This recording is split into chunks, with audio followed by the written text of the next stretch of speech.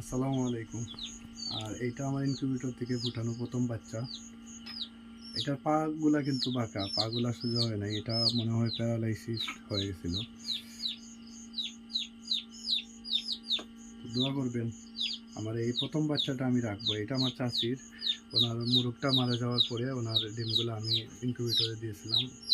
সে থেকে একটা বাচ্চা বের হয়েছিল, তারপরে আরেকটা বাচ্চা। এই যে দুজনের সংসার, উনি ছোট মিয়া, মাশাল্লাহ। আর আজকে একটু ওজন মাপবো যে কত গ্রাম হয়েছে।